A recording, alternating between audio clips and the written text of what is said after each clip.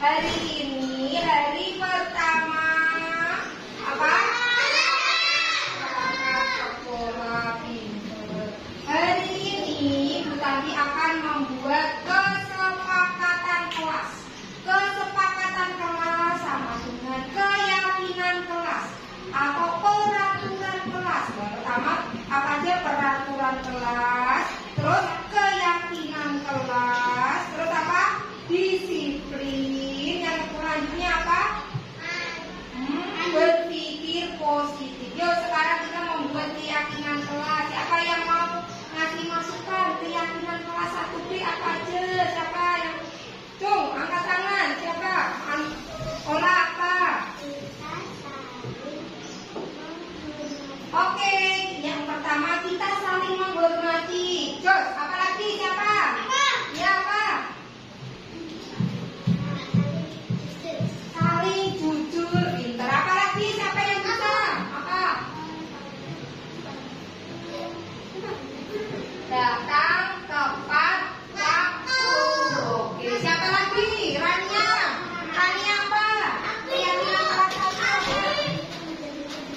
1. Saling menjaga kebersihan. Jos, apa lagi? Apa? Salsabila.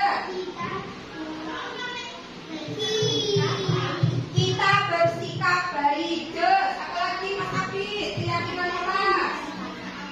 Aktif saat belajar. Ya, boleh. Apa lagi keyakinan kelas? Olah apa? Tertib saat belajar. Ada yang tahu lagi siapa? Disiplin. Ayo Kalita apa? Mandiri. Apa lagi? Berdoa sebelum belajar. Apa lagi yang mau Chandra apa? Menjaga kebersihan sekolah. Oke, siapa lagi yang mau nambahin? Ya, Nafisa apa? Keyakinan kelas. Kita bersikap baik dan jujur. Terus apa lagi? Ada yang lagi yang mau nambahin? Habis lagi apa? Kita saling mendengarkan. Ya, ketika Bu Tanti lagi menerangkan, anak-anak harus mendengarkan. Oke, seperti itu ya. Udah tahu kan? Nah, nanti Bu Tanti bagikan ini ya. Bagi kayak gini, nanti Bu Tanti bagikan. Terus nanti dikasih nama, nomor absen, kelas, hari, tanggal, seperti itu. Nanti keyakinan kelasnya kita tulis di sini yang disebutin anak-anak tadi. Saya sampaikan untuk hari ini yaitu yang pertama yaitu eksplorasi konsep. Kita hari ini akan belajar mengeksplor konsep. Materinya yang pertama yaitu perubahan paradigma belajar. Yang kedua yaitu disiplin positif. Yang ketiga yaitu motivasi perilaku manusia. Yang keempat yaitu kebutuhan dasar manusia.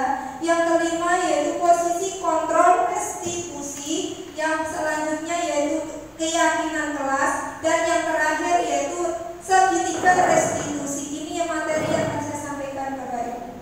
Selanjutnya untuk materi yang pertama yaitu perubahan paradigma belajar.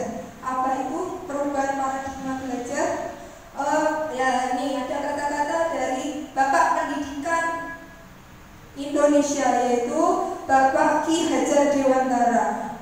Ki Hajar Dewantara, yaitu pendidikan itu artinya menuntun segala kodrat yang ada pada anak-anak agar mereka dapat mencapai keselamatan dan kebahagiaan yang setinggi-tingginya, baik sebagai makhluk, sebagai manusia maupun sebagai anggota masyarakat.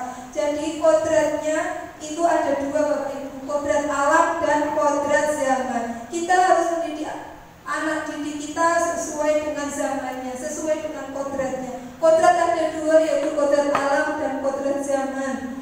Misalkan seperti ini, Bapak Ibu.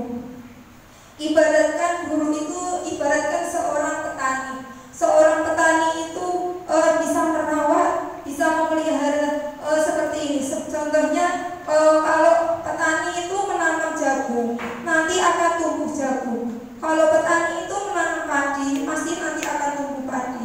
Tidak bisa kita menanam jagung akan tumbuh padi, atau kita menanam padi akan tumbuh jagung. Itu tidak bisa, Bapak Ibu. Berarti kita sesuaikan dengan karakteristik anak itu. Kita sesuaikan, misalnya kalau anak ini karakternya seperti ini, kita harus bisa menuntut anak ini seperti ini. Berarti sesuai kodratnya. Sebagai kita harus bisa mendidik anak itu sesuai dengan zamannya juga. Yang selanjutnya yaitu perubahan paradigma belajar. Itu meliputi nilai-nilai kebajikan. Apa itu nilai-nilai kebajikan? Nilai-nilai kebajikan yaitu sifat-sifat positif manusia yang merupakan tujuan mulia yang ingin dicapai setiap individu. Nilai tersebut bersifat universal. Universal itu artinya keseluruhan. Semuanya terdiri dari lintas bahasa, suku, bangsa, agama maupun latar belakangnya. Ini menurut kata dari William pada tahun 1984, setiap perilaku atau perbuatan memiliki sesuatu tujuan. Berarti suatu anak itu berperilaku, misalnya anak ini caper, cari perhatian, berarti atau perbuatan itu memiliki suatu tujuan. Misalkan anak ini anak broken, perceraian, biasanya anak itu mencari perilakunya itu biasanya ingin diperhatikan gurunya, seperti itu. Yang kedua yaitu menurut Goshen pada tahun 1998, yaitu dengan mengaitkan nilai-nilai kebajikan yang diyakini seseorang, maka motivasi intrinsiknya akan terbangun sehingga menggerakkan motivasi dari dalam untuk dapat mencapai tujuan mulia yang diinginkan. Berarti dari diri anak sendiri. Seorang guru hanya bisa menasihati, memberitahu, tapi nanti terserah anaknya, nanti harus bisa dari memotivasi anaknya sendiri. Yang selanjutnya yaitu nilai-nilai kebajikan yang ingin dicapai oleh setiap anak Indonesia. Kita kenal dengan profil pelajar Pancasila. Adakah Bapak Ibu yang tahu profil pelajar Pancasila itu apa aja? Siapa yang bisa menyebutkan? Yo, siapa? Profil pelajar Pancasila yang pertama, bertakwa. Ya, bertakwa pada Tuhan Yang Maha Esa. Yang kedua, berkebinekaan global. Yang ketiga, gotong royong. Yang keempat, mandiri. Yang kelima, kreatif. Yang keenam, bernalar kritis. Yuk selanjutnya, profil pelajar Pancasila, Bapak Ibu.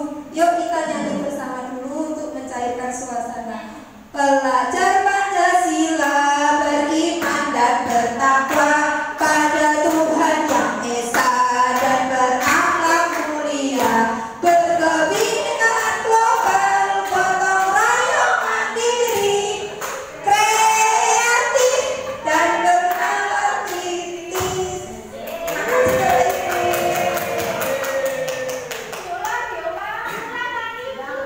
Lagi yuk. 3, 2,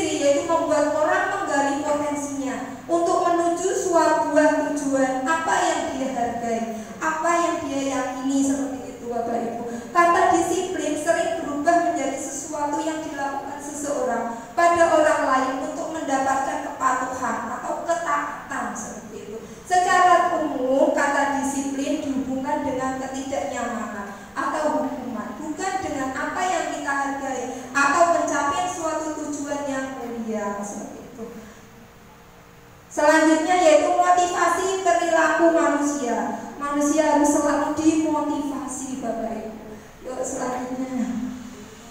Menurut Ki Hajar Dewantara lagi pada tahun 2013 yaitu merdeka, menurut Ki Hajar Dewantara itu artinya tidak hanya terlepas dari perintah, akan tetapi juga cakap buat memerintah diri sendiri. Artinya merdeka, belajar itu merdeka. Seperti zaman sekarang kalau belajar itu kan nggak monoton, harus belajar dari buku kan seperti zamannya. Kalau belajar kan bisa dari internet, browsing, gadget, macam-macam Bapak Ibu. Bisa kegiatan yang benda-benda konkret seperti itu. Jadi belajar tuh maknanya luas Bapak Ibu. Yuk selanjutnya.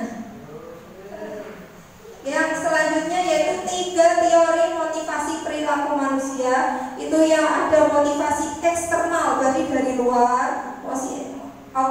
motivasi eksternal. Contohnya apa yang akan terjadi apabila saya tidak melakukannya, ya seperti itu. Yang kedua, apa yang akan saya dapatkan apabila saya melakukannya. Berarti imbal baliknya, kalau misalnya saya datang ke sekolah terlambat, berarti dari luar akan mendapatkan hukuman seperti itu. Terus yang motivasi internal dari dalamnya sendiri. Seperti ini. Saya akan menjadi orang yang seperti apa bila saya melakukannya. Jadi anak ini termotivasi dari dalam dirinya sendiri. Itu termasuk motivasi internal. Tujuannya apa? Tujuan disiplin yang positif Bapak Ibu. Berarti anak tidak boleh dipaksa, tidak ada pemaksaan dalam belajar. Seperti itu. Yuk lanjut yuk. Yang selanjutnya yaitu kebutuhan dasar manusia. Adakah yang tahu kebutuhan dasar manusia? Cinta kasih sayang. Iya, betul sekali. Ada lagi apa? Kebutuhan pinter. Seperti kayak pendidik murid di kelas saja. Ya selanjutnya. Iya benar, ada kasih sayang. Seperti ini ya Ibu, Bapak Ibu. Kebutuhan dasar manusia itu ada 5. Yang pertama yaitu bertahan hidup, seperti makan, minum. Makan, minum, berpakaian, berumah, ya. Iya, benar sekali. Benar sekali. Yang kedua cinta, kasih sayang. Anak itu perlu kasih sayang, perlu dicintai, perlu disayangi seperti itu. Rasa memiliki dan dimiliki. Ya. Selanjutnya yaitu penguasaan. Selanjutnya lagi yaitu kebebasan. Anak itu membutuhkan kebebasan. Yang terakhir yaitu kesenangan. Berarti kebutuhan dasar manusia itu ada 5. Bapak Ibu. Selanjutnya. Ini contohnya nih Bapak Ibu. Kebutuhan bertahan hidup, ada kesehatan, rumah, makanan, kasih sayang. Berarti anak ini butuh disayangi, hubungan koneksi dari komunikasi, terus penguasaan, kebutuhan pengakuan atau kemampuan. Contohnya bisa membuat pencapaian kompeten diakui dan dihormati. Terus kebebasan itu artinya kebutuhan akan pilihan. Berarti anak banyak bergerak, suka mencoba-coba, tidak terlalu terpengaruh orang lain, dan senang mencoba hal-hal yang baru yang menarik. Dan kesenangan itu seperti kebutuhan untuk merasa senang. Berarti misalnya kalau pada hari Minggu jalan-jalan, healing seperti itu, ya bermain, tertawa, kesenangan kan yang enak-enak itu kesenangan. Selanjutnya benar sekali, main game, healing itu jalan-jalan Bu. Selanjutnya Bu, posisi kontrol prestise.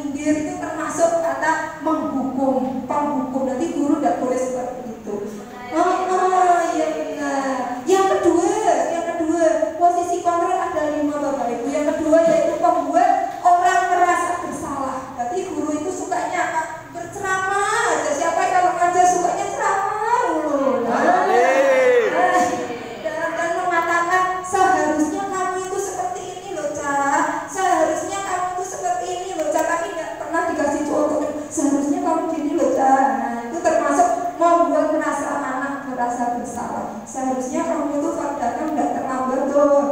Itu seperti itu. Yang ketiga yaitu sebagai teman. Guru itu bisa jadi penghukum, membuat orang merasa bersalah. Dan yang ketiga sebagai teman. Kalau anak salah itu biasa gini gurunya kira-kira, membuatkan alasan-alasan untuk siswa-siswanya. Ayo Cak, nggak usah, misalnya Bu ini tugasku belum selesai, ya sudah dilanjutkan besok. Ya, kelas 1 biasanya gitu, Bu udah waktunya pulang, tugas saya belum selesai, ya sudah dilanjutkan besok. Berarti itu posisi kontrol sebagai teman, ya sudah lanjutkan besok, ya, seperti itu. Yang keempat,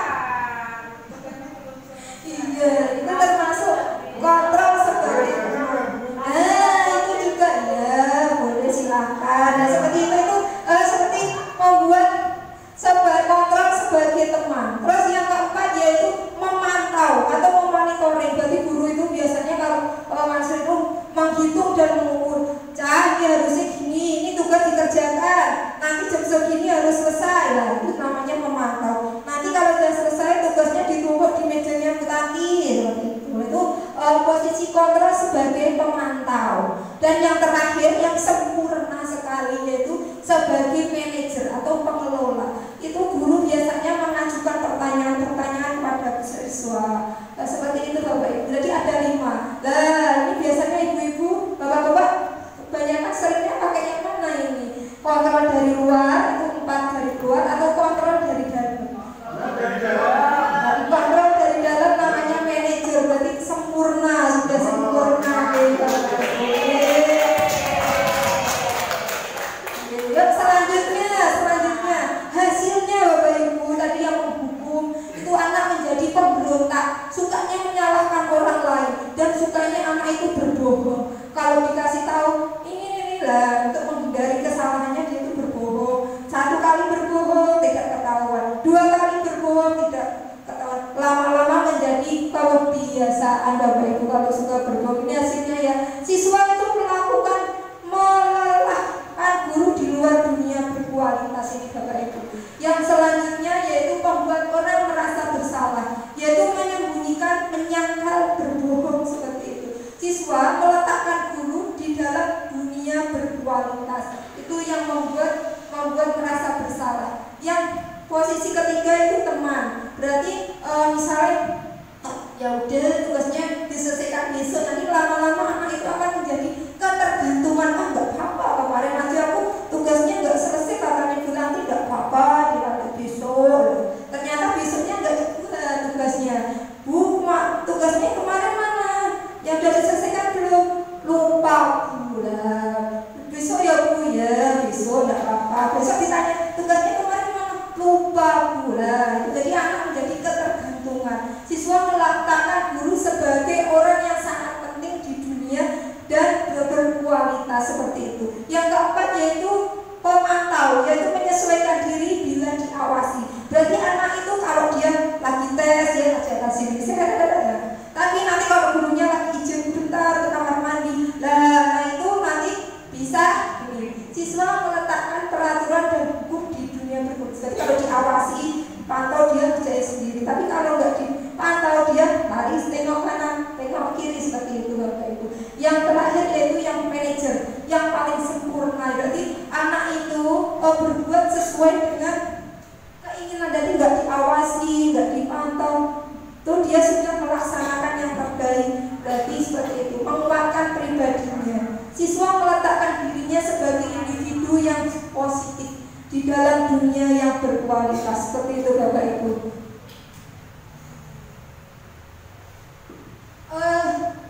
Nah, ini ya Bapak Ibu lanjutannya menghukum. Nanti kalau siswa bilang gini, biarkan saja, nanti juga marah-marah lagi ya. Akibatnya apa pada anak? Anak suka mengulangi perbuatan yang sama. Itu akibat juga dihukum. Kalau anak sering dihukum, biasanya kalau misalnya sering terlambat dihukum, lari lapangan 5 kali, besok terlambat lagi, besok terlambat lagi. Berarti akibatnya anak itu suka mengulangi kesalahannya seperti itu. Yang kedua yaitu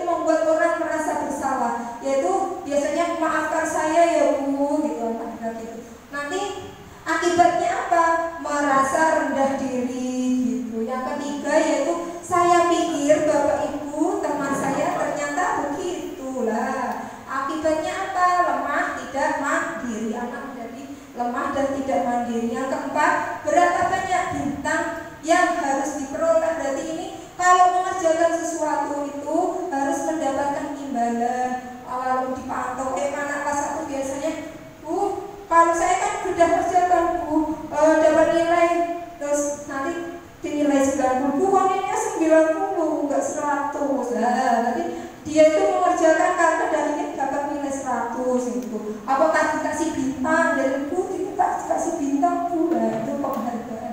Kalau nggak dikasih ya nggak kerjain. Seperti itu. Yang terakhir yaitu bagaimana cara saya bisa memperbaiki keadaan. Jadi ini kerja manajer mengevaluasi diri, bagaimana cara memperbaiki diri ya seperti itu. Jadi dari dasar dirinya sendiri. Ya ini Bapak Ibu kata-kata pernyataan pertanyaan seperti tadi ada yang sebagai penghukum, manajer, pemantau, teman, pembuat orang bersalah. Seperti ini contohnya. Saya kecewa sekali dengan kamu. Berarti itu kata-kata apa? Pembuat orang merasa bersalah. Dan kedua yaitu kamu tidak pernah benar melakukannya. Itu contoh guru sebagai penghukum. Nah, menyalahkan anak terus berarti itu guru sebagai penghukum. Yang ketiga, ayolah Ca, lakukan ini demi Bapak Ibu guru. Ayolah Ca, tugasnya dikerjakan. Nah, itu berarti sebagai teman. Yang selanjutnya yaitu apakah kamu mendapatkan stiker bintang hari ini? Ya, itu pemantau. Terus bagaimana kamu menyelesaikan masalah ini? Itu sebagai manajer. Dan terakhir yaitu kamu selalu yang paling terakhir. Nah, itu menyalahkan jadi penghukum. Nah, itu Bapak Ibu. Selanjutnya keyakinan kelas. Keyakinan kelas itu artinya sama kayak peraturan kelas. Berarti setiap kegiatan itu harus kita membuat kesepakatan kelas dulu kepada anak didik kita. Seperti contohnya keyakinan kelasnya tadi kelas 1B sudah menerapkannya yaitu keyakinan kelas. Mengapa tidak peraturan saja? Mengapa harus keyakinan kelas gitu ya? Peraturan dan keyakinan. Kalau peraturan cuma ditulis saja, kalau keyakinan nanti anak bisa menyadari. Contohnya seperti ini. Mengapa kita memiliki peraturan 3M?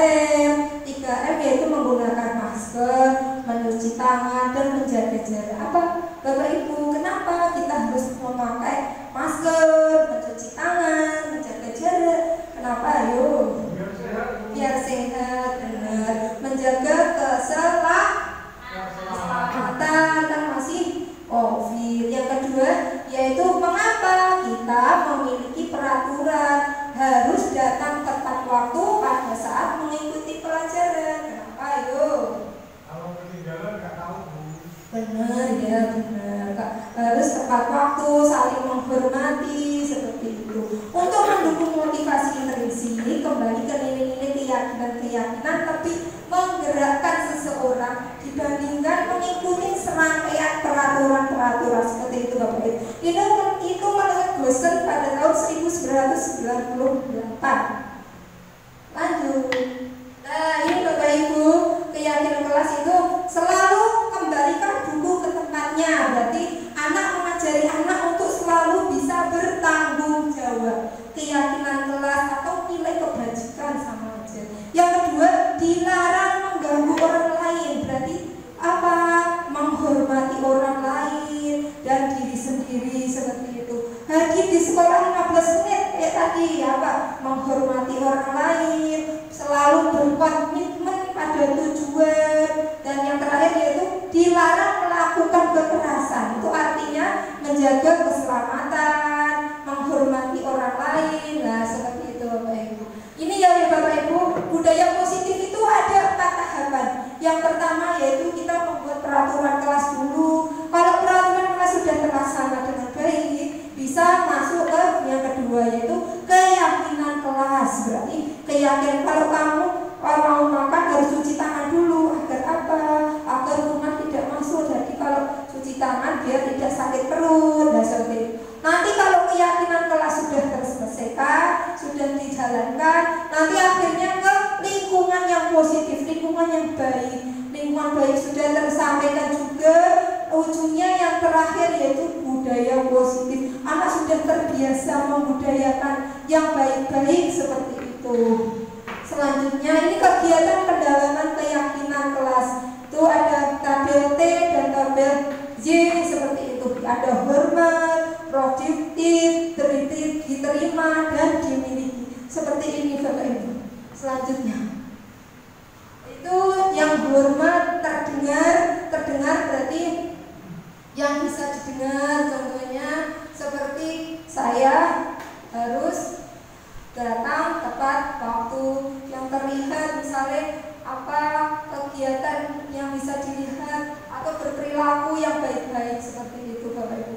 Selanjutnya, nah ini Bapak Ibu, tadi pagi anak kelas 1B sudah membuat keyakinan kelas. Keyakinan kelas 1B ini Mas. Tadi kan pertama itu kita membuat kesepakatan kelas dulu. Habis itu anak-anak saya bagikan ke kertas kecil ini, terus nanti anak-anak suruh nulis keyakinan kelas 1B itu seperti apa. Misalnya datang ke sekolah tepat waktu, tidak mengganggu teman, tidak boleh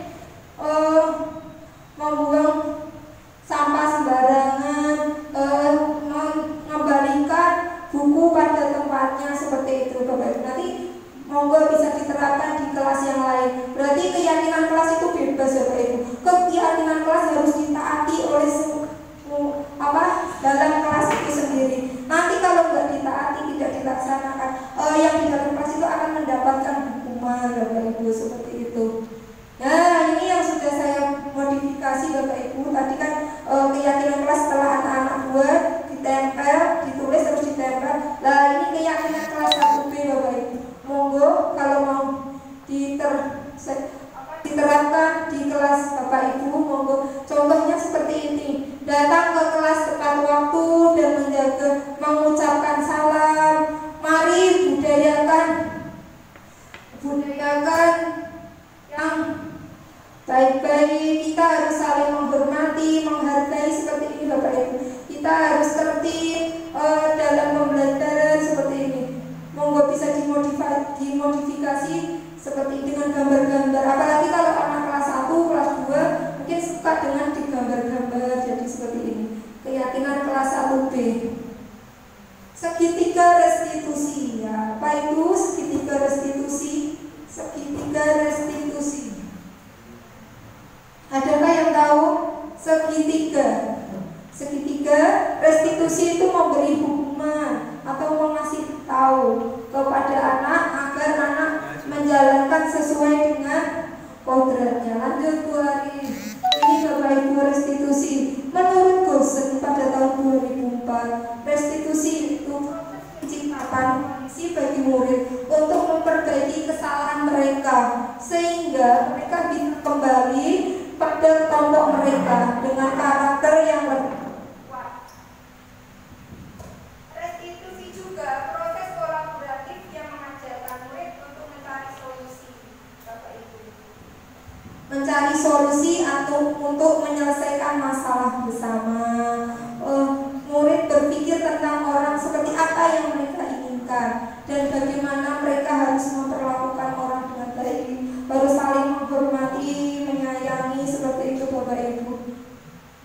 Restitusi ini Bapak Ibu ciri-ciri restitusi. Contohnya seperti ini.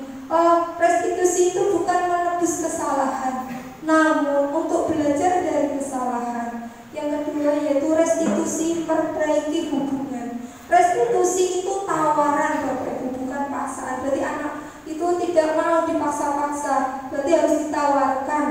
Keinginannya tuh di kelas 1B itu seperti apa, kegiatan pembelajarannya itu seperti apa gitu. Kita tawarkan kepada anak, hari ini kita belajar apa. Nah, anak diajak berpikir seperti itu, yaitu menuntun untuk melihat keberhasilan anak. Misalnya anak kan itu belajarnya ada yang suka mendengar, ada yang suka menulis saja, ada yang suka mendengar melihat video, seperti itu. Jadi kita belajarnya kolaboratif Bapak Ibu. Yang selanjutnya yaitu restitusi itu menguatkan, artinya memotivasi anak. Nah, yang selanjutnya yaitu fokus pada solusi, tapi bukan menyalahkan anak, tapi kita mencari solusinya untuk anak itu seperti ini tuh. Terus bisa memvalidasi tindakan yang salah. Itu contohnya semua perilaku memiliki alasan. Teori kontrolnya seperti itu. Selanjutnya yaitu keyakinan kelas. Kita semua memiliki motivasi intrinsik, motivasi dari dalam itu sendiri. Jadi anak melakukan sesuatu dari dalam sendiri, tidak